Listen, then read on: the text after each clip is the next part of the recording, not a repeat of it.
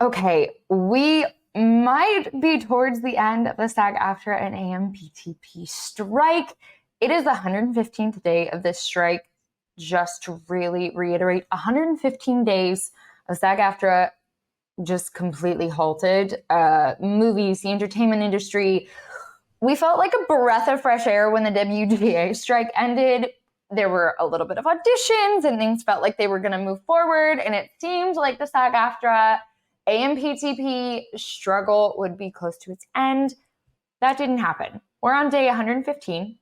Yesterday, which was the 114th day, SAG-AFTRA and the AMPTP met again after a long week of just going back and forth.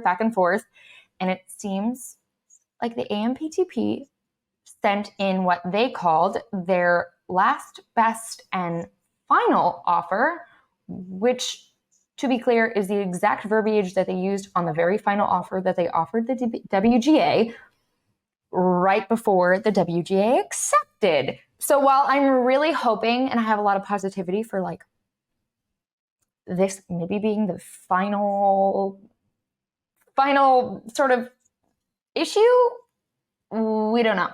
We don't know yet. What we do know is that all of the top execs that have not been on the rest of the Zoom calls were there. We've got like the Gang of Four, Donna Langley, Ted Sarandos, Warner Brothers Discovery, David Zaslav, Disney's Bob Iger. We have like everybody. And I stumble all over all of their names because I have a long list of all the executives that were at that meeting, which is huge. So it seems like the AMPTP is really taking things seriously.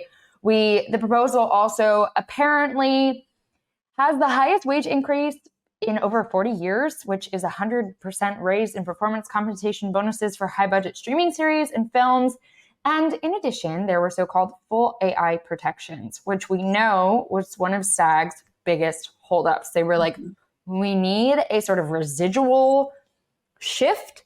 We need that, and we need AI protections. And it sounds like this offer includes all of that. What are you thinking over there, Bridget? Do we feel like we are maybe towards the end of this? Yeah, oh my gosh, I sure hope so. It's just it's the last final offer, buy now or, Which is honestly so cute because I remember when they said that to the WGA and I'm like, oh my God, these people. Final sale. And like, is it the final? And it's always sort of, because it's a little bit threatening, right? Like, well, we're not going to give you another one. Well, you're going to have to give us another one if we really need another one. But it does sound like, Fran Drescher called them on a lot of their stuff. Apparently there were bruised egos in the Zoom room yesterday. But yeah, right. Like, you get all of these people together in one Zoom room, I feel like somebody's feelings are going to get hurt. But it sounds like SAG-AFTRA is still reviewing the offer, which they've had it for over 24 hours now. We actually just got another deadline alert that they're still reviewing the offer, which to me feels like cross my fingers. Otherwise, they would have already been like. Exactly. No. Right? It feels like something might be happening. So we're really hoping over here that by tomorrow, which there are still no meetings set for tomorrow, just so you guys know, tomorrow, we're hoping that we have a deal. But if we don't get a deal, Bridget, what do you think is going to happen? I know it's a hard question, right? But Dan and I have really been speculating, if there is no deal in the next week or two, there will be no deal until 2024. Because when you think about the sort of schedule of Hollywood, typically everything shuts down for at least a week for Thanksgiving. And then it opens back up. Everybody rushes treatments, rushes final shoots. Everybody rushes reshoots. And then everything closes down until mid-January. That is just the schedule of every year. I have been here. This is my 7th year in Los Angeles, California. Every year from about December 13th-ish to January 10th-ish, everything's closed. There is nothing shooting. There's nothing filming. There's nothing going on. It's very slow. basically everybody that can afford to leave does. And it's just kind of a ghost town. So I really, really am scared that if we don't get a finalized offer this week, we're not going to get a finalized offer until January. I mean, what do you think? Do you think that that's possible? Yeah, it's 100% the truth. I mean, God, even my own life, I'm like, oh my gosh, like once things like always once Halloween hits, it's like we're on the fast track to Thanksgiving, Christmas, all the holidays. And it's like, it's so hard to coordinate anything with anyone because everyone's just doing their thing, and which is, expected, but like to get all these CEOs together, it's not going to happen again until January. At this point, I think this is like kind of the last amount of time before things get too crazy. So yeah, it's now or never, really. No, exactly. And, the last updated number I saw was that this, specifically the SAG-AFTRA strike, has already cost the California economy close to $5 billion. I'm pretty sure that I read that number close to 2 weeks ago. So my estimation, based on the way it's going and based off of all of everything that I've just seen pushed, shoved, gone from the 2023 to the 2024 slated schedule, from now the 2024 to the 2025 or 2026 schedule, just based off of the fact that they couldn't get stuff in because the writers, they couldn't start filming. They had to halt production. They had to, it halts everything. So movies that were supposed to start at the filming at the beginning of next year now aren't even fully written yet because WGA has been back for not even a month yet. So It just feels like everything has been pushed.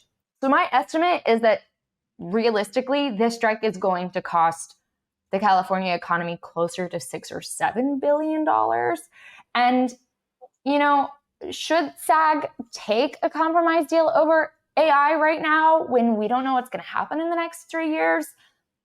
No, I don't think we should. Yeah. But if that's the only holdup, is there harm in SAG sort of compromising over AI when it can be a conversation 3 years from now? Yes, it's not the end of the world if that happens, for sure. It could be very, I won't say it doesn't have a lot of potential damage that it could be done just because things are always changing so fast and evolutionizing. So it's hard to tell, but yeah, if anyone's going to get hurt, it's just going to be the actors, unfortunately. Well, and that's kind of also a good point. It doesn't just affect the actors. I mean, we are literally IATSCE is on hold. They can't go back to work because of the SAG-AFTRA strike. There are other unions affected by the SAG-AFTRA strike. WGA got to come back to work, but for what? I mean, nothing's shooting right now. Nothing's filming. There's no rewrites needed. There's no writers' rooms needed, really. Right.